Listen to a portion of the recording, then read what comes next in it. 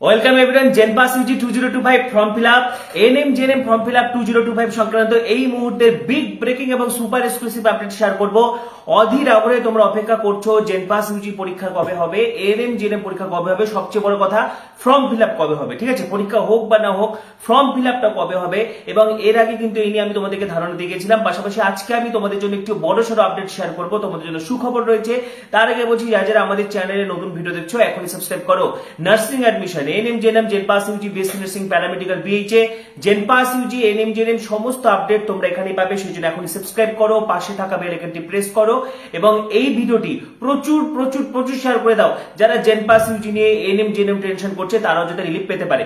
তো প্রথমত এই মুহূর্তে যে বড় আপডেট, দেখো তোমরা সকলেই জানো যে ওবিসি সমস্যার সমাধান মাঝপথে যেহেতু হয়েছিল, ঠিক আছে, রাজ্য সরকারের তরফ থেকে উদ্যোগ নেওয়া হয়েছিল, কিন্তু সেটা কলকাতা হাইকোর্টে স্টে হয়ে যায়। তারপরে আবার কিন্তু সব বিষবাও জলে, আবার কিন্তু সমস্ত কিছু আবার স্টপেজ হয়ে যায়। এবং এরই মাঝে West Bengal joint entrance examination বোর্ডের ফল প্রকাশও হওয়ার কথা ছিল, কিন্তু স্টে অর্ডারের পর কিন্তু এখনো পর্যন্ত ফল বেরোয়নি। এরই মাঝে বড় সড়ো আপডেট চলে এসেছে। আজকে কিন্তু কোর্টে হিয়ারিং আছে এবং তার আগেই রাজ্যের যে অনগ্রসর শ্রেণী কল্যাণ বিভাগের ওয়েবসাইট, ঠিক আছে, ব্যাকওয়ার্ড ক্লাস ওয়েলফেয়ারের যে ওয়েবসাইট রয়েছে সেখানে কিন্তু পুনরায় ওবিসি কে ফিরিয়ে আনা হয়েছে।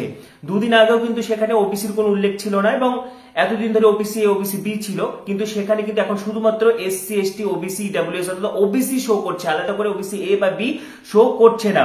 অর্থাৎ যেটা হাইকোর্টের যেটা রায় ছিল যে রাজ্য সরকার 2010 সালের আগে যে 66টি জাতি ওবিসি ভুক্ত ছিল তাদেরকে নিয়ে এবং 7% সংরক্ষণ, অর্থাৎ 17% সংরক্ষণ থাকছে না, সেখান থেকে 7% সংরক্ষণকে নিয়ে কিন্তু হাইকোর্টের সিদ্ধান্ত অনুযায়ী রাজ্য সরকার এগোতে চলেছে। এই ব্যাপারে হিয়ারিং রয়েছে এবং ইতিমধ্যে কিন্তু একাধিক ইউনিভার্সিটিতে কিন্তু ওবিসি বি উঠে দেওয়া হয়েছে। অর্থাৎ 2010 এর আগে যে 66টি জাতিভুক্ত ছিল ওবিসি তাদেরকে নিয়ে কিন্তু করা হচ্ছে, অর্থাৎ শুধু ওবিসি, এখানে এ বা বি বলে আলাদা কোনো নেই, শুধু ওবিসি, এবং এখানে 17% রিজার্ভেশনও নেই, 7% রিজার্ভেশন ধরে করা হচ্ছে। এবং সেই অনুযায়ী কিন্তু একাধিক ইউনিভার্সিটি তাদের ভর্তি প্রক্রিয়া শুরু করে দিয়েছে। মাঝখানে কিন্তু আরেকটি নোটিফিকেশন এসেছিল, সেটি ডাব্লিউবিএসএসসি এসএলএসটি থেকে শুরু করে ডাব্লিউবিসিএপি কলেজ অ্যাডমিশনের ক্ষেত্রেও কারো কিন্তু কোনো ক্যাটাগরি ডিটেলস নেওয়া হচ্ছিল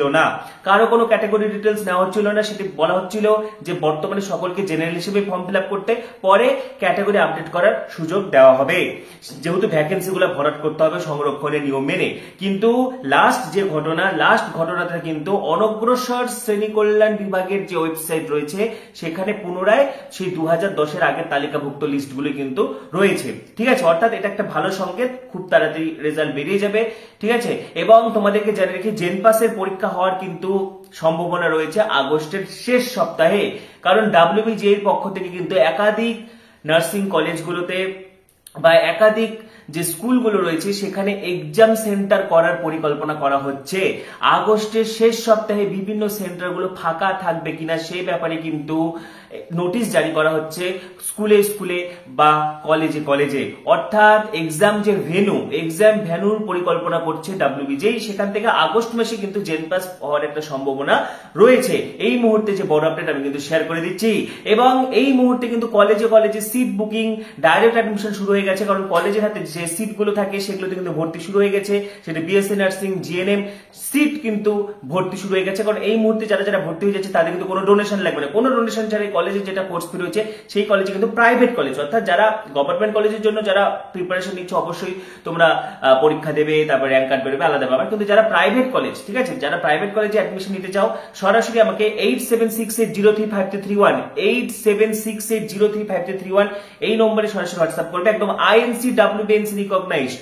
ঠিক আছে, বিভিন্ন নার্সিং কলেজে কিন্তু সিট বুকিং শুরু হয়ে গেছে। ঠিক আছে, তো এই মুহূর্তে যে বড় আপডেট দিয়ে গেলাম, আগস্ট মাসে কিন্তু জেনপাস হওয়ার একটা সম্ভাবনা। আর এই মুহূর্তে যে ব্রেকিং এ নজর রাখবো, হাইকোর্টে শুনানির আগে ওবিসি পোর্টালে বদলে গেল রাজ্য ব্যাকওয়ার্ড ক্লাস পোর্টাল। আরো ডিটেল এ বিষয়ে অর্ণব জানাতে পারবে। অর্ণব, হাইকোর্টে শুনানির আগেই ওবিসি পোর্টালে কি বদল এলো?